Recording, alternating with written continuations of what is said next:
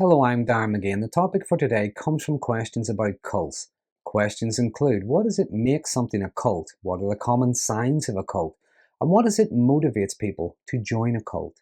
Well, firstly, I think defining what makes something a cult can be both complex and subjective. The term cult is often used with negative connotations. So I think it's important to recognize that not all groups that would come under the term cult or would share some cult-like characteristics are necessarily insidious, harmful, or malicious.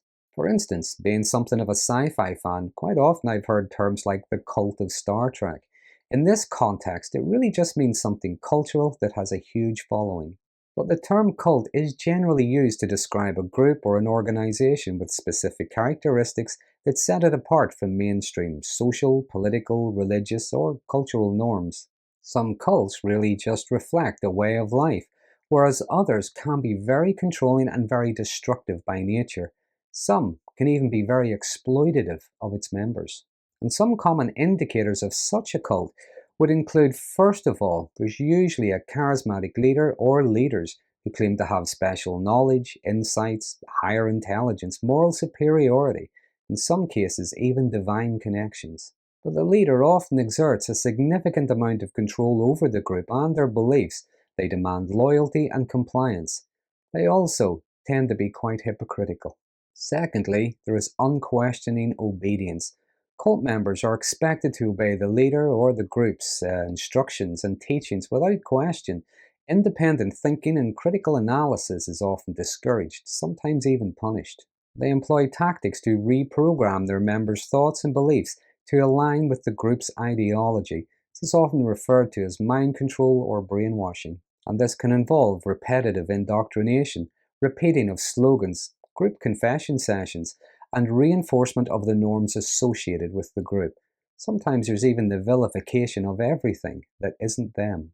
The emotional and psychological manipulation techniques to control their members' thoughts, emotions, and behaviors can include tactics such as overwhelming displays of affection. They convince their members they are welcome, forgiven. As long as they comply, they are special and they are safe. But there is also fear-based control. Some members might fear what could happen if they disobey, or fear what outsiders might do if they don't have the cult's protection.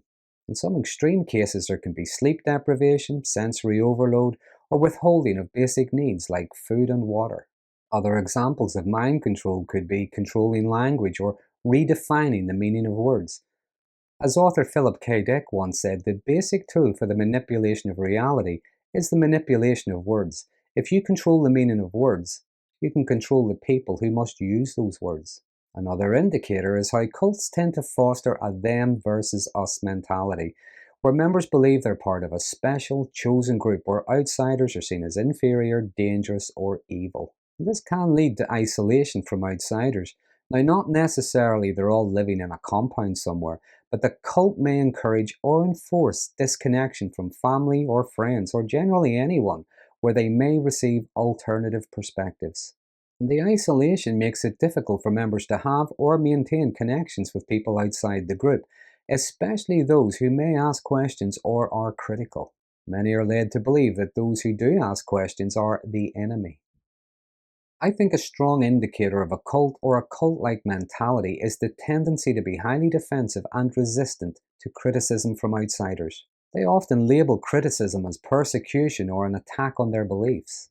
Members can be restricted or discouraged from accessing information that contradicts the group's teachings. They can also be conditioned to refute that information without listening to it or reading it. Some cults require members to donate significant amounts of time, money, or assets to the group. This financial exploitation can contribute to members' dependence on the cult and its leader.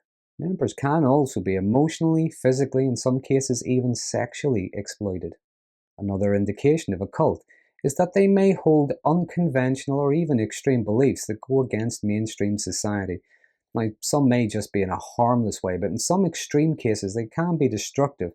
They might just want to ruin, if not destroy, everything that isn't them. Now, as much as cult members often present a sense of unity with each other in public, they all say the same things, repeat the same phrases, use the same tactics they've all been taught, maybe even dress the same kind of way. Internally, there can sometimes be a unity, but it's out of fear. This can lead to guarded, sometimes competitive behavior. They fear being reported by other members for not being devoted enough, loyal enough, or maybe moral enough. And lastly, a common sign of a cult, which is often overlooked, is that you're not allowed to leave. Now, in many groups, religious movements, political movements, if someone leaves, wants to move on, other members may feel disappointed, upset, some may even get angry. They may try to reason with the person for leaving, try to convince them to stay, but generally they let people just go live their lives. In a cult or a cult like movement, you're not allowed to leave. They make it as difficult for possible, maybe holding on to someone's own resources, their own property. They can be relentless in their pursuit to bring someone back. This could include stalking, love bombing, psychological or financial manipulation, emotional blackmail, sometimes even threats. In some extreme cases, they can be both relentless and merciless in their punishment for anyone who tries to leave, doing what they can to discredit the person, attack them financially, socially, even professionally. They try to keep them isolated, unsupported, and discredited. In some cases, they may even target the people that that person knew to discourage any kind of support or even interaction. This tactic can also discourage other members from leaving. So there are just some of the common signs of a cult. Why would somebody want to join one? Well, people join cults for a variety of complex and often interrelated reasons. And while personalities differ and motivations may be unique, there are several common factors that can contribute to someone's decision to join a cult. First of all, what the cult stands for might seem quite noble. Maybe they just want to make the world a better place. They want everyone to be nice to each other. And this does sound quite appealing. Now, in some cases, they may actually do some good. In other cases, they may be well meaning. They don't really do much. They just sit around and talk about it all day long, but they're generally harmless. However, in some cases, some cults or those involved in those cults don't necessarily want to make the world a better place. They just want things their way. They want to make the world in their image. I think a good indication of this is that they don't really care who they hurt or what they destroy in order to get what they want. As Karl Popper once said, "Those who promise us paradise on earth never produced anything but a hell."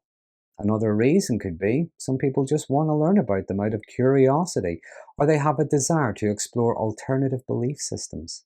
Or for some people, joining a cult can offer an escape from the challenges and the stressors of everyday life. Some may join because the group promises some kind of utopian existence or solutions to their personal problems. Some people may be drawn to a cult when they've been searching for a sense of purpose, belonging, and meaning in their lives. They may have questions about life, the universe, and existence, so they might be attracted to those who seem to have some kind of secret knowledge or comprehensive explanations about everything. In fact, many cults do present themselves as if they have the answer. They have information, they have secrets, they have things they can offer that no one else can. Then, some people may be emotionally vulnerable. For instance, someone going through personal crises, trauma, or emotional difficulties might be more susceptible to the promises of emotional support and understanding that cults offer. Some cults might offer a tight-knit community that provide or give the illusion that they provide a strong sense of identity and belonging. People who feel marginalized, rejected, or misunderstood by society might seek acceptance and validation within a cult that promises acceptance. As is often the case, though, the acceptance is far from unconditional. And some cults exploit this vulnerability to both attract and retain members. Next, some people are attracted to the self-help or personal development cults that promise transformation, empowerment, and improved life outcomes. So they already have a desire for personal growth and they believe the cult can give them that. They can become indoctrinated with promises of being like the cult leader or the founders of the cult. Look at how successful and how enlightened they are. As I said earlier, cult leaders tend to be charismatic and persuasive individuals who can captivate and influence others. Their charisma and authority can make them appear successful, trustworthy, and knowledgeable, and these qualities are attractive to others. Another reason could be social pressure from friends, family, or others, even people on social media. Those who are already part of a cult might exert pressure on others to join as well. In cases like this, many of the tactics used are often aimed at eroding their target's critical thinking abilities, making it difficult for them to discern what's really going on or to speak against the narrative, making it hard for them to say no. Lastly, again, in some extreme cases, cult members can use fear based tactics to convince people there are dire consequences if they don't join, support, or collude with them. There could be threats of being ostracized or being seen as the villain for not joining, or being left behind on some cursed earth when their big spaceship comes to rescue them all. So, in conclusion, cults tend to claim they can offer something that no one else can give: personal growth, wealth, belonging, spiritual enlightenment, moral superiority, maybe even eternal life on another planet. But the people who join cults often have genuine and legitimate needs for acceptance and understanding. They have a desire for growth, and they may genuinely believe that they are part of something good that is working towards making something better. But the sad truth is that most cults and cult leaders generally exploit their followers for their own benefit, and it's not always apparent how self serving these people are at first. They tell and use whatever lies they have to control, manipulate, and threaten. And some cults, even if they're well meaning, can sometimes attract the dark personality types who tend to shout the loudest and climb over others in their need for control and dominance. They can turn something that started out with good intentions and was well meaning into something that can be quite manipulative and sinister.